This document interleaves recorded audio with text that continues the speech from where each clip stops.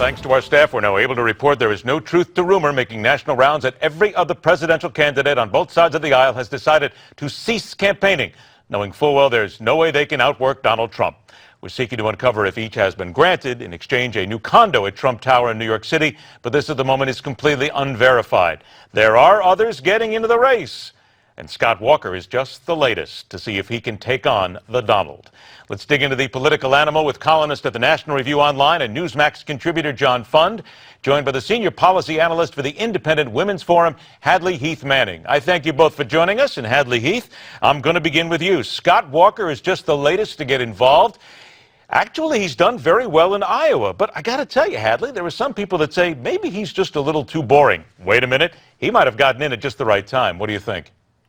No, I think some Americans are welcoming boring after Donald Trump's comments keep getting him in trouble. But Scott Walker has a great resume as governor of Wisconsin. He's got a lot to offer as a conservative candidate, and I think a welcome addition to the party's long list of candidates at this point. Okay, but what about those people, Hadley Heath, who say that he's just a little dull? Well, Republicans come in all types, right? There are the more colorful characters in the party, and there are people who tend to be more dull, but those dull people have just as good of ideas and just as good of leadership capabilities. So there are going to be some voters who are attracted to that. I don't think that Scott Walker has the charisma that maybe some other candidates have, but he does have the resume. He does have the experience as an executive in the state of Wisconsin and as someone who stood up to unions time and again. So he will be attractive to many voters. And I think on the national stage, he'll have the chance to really hone his attractiveness to voters on a national stage, because in Wisconsin, I think he's beloved by his side of the aisle anyway. But across the country, this is a different race and a different constituency. So he will be somebody who's entering, I think, the national stage, maybe not the candidate, maybe not the nominee this time around, but certainly someone we want getting their feet wet. John, to you, as I noted, doing very well in Iowa. Do you think he has what it takes to transfer all that goodwill and all that first push that he's getting in Iowa onto the national stage? Well, Scott Walker, of course, probably will win Iowa as it looks right now.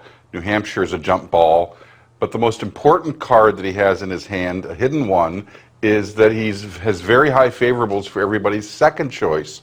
So as the other candidates drop off or don't raise enough money, he stands to inherit part of their strength. And that helps a lot.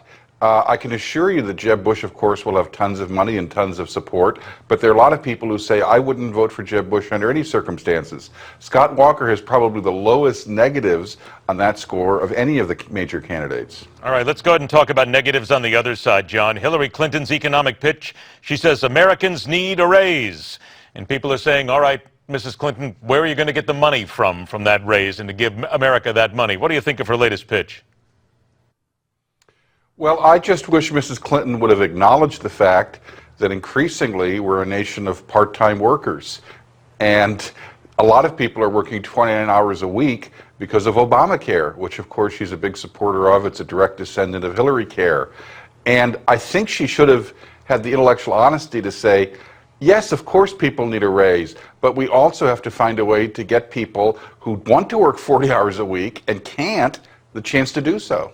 Hadley, no matter how you slice what Hillary Clinton says, people just fall for her. They love her. They're all around applauding. But still there's that thinking process. She keeps talking about the average American and the common American. She has no idea, if you look at her history, of actually what an average American is. Yet people still seem to believe for some reason that she speaks to us at our level. How does she do that? Well, it's funny. She has really embraced popularism and is talking a lot like Elizabeth Warren, Senator Elizabeth Warren right now. But she is talking about soaking the rich. You know, you ask where she's going to get this money from. She wants to blame the rich for the economic problems in this country. And I think is one of the rich, Hadley Heath. That's she is one of the, exactly. That's what I mean. You know, she speaks like a populist, but in her own personal experience, in her own personal life, she wasn't dead broke or flat broke, as she said, when she and her husband, former President Clinton, left the White House. They weren't leaving as poor people. They haven't experienced what it's like, especially in recent years, in recent times, as John says, to work as a part-timer in the Obama economy. But she's looking for a boogeyman. You know, bottom line, she wants to blame the problems in our economy on the rich, on institutions, financial institutions, rather than accepting the fact that it's the progressive mentality, the progressive policies that we've seen under the Obama administration that are really causing the economy to hold back. All right, 30 seconds left. John, Joe Biden. Do you think that Joe Biden will get into the race? I don't think, as of now, Hillary Clinton is vulnerable enough for him to try that. But she could stumble in the next month or so again, as she did when she came out of the starting gate. I think he's lying in wait, but he's not getting ready to run. Hadley Heath, 15 seconds. Do you think if Hillary stumbles, he'd be the best choice? Oh, no, I think Democrats actually do have some other choices aside from Joe Biden, but for the entertainment factor, I wish he would get in the race.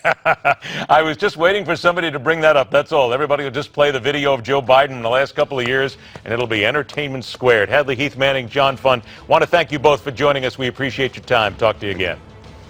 All right, coming up, evidence that Mexican criminals are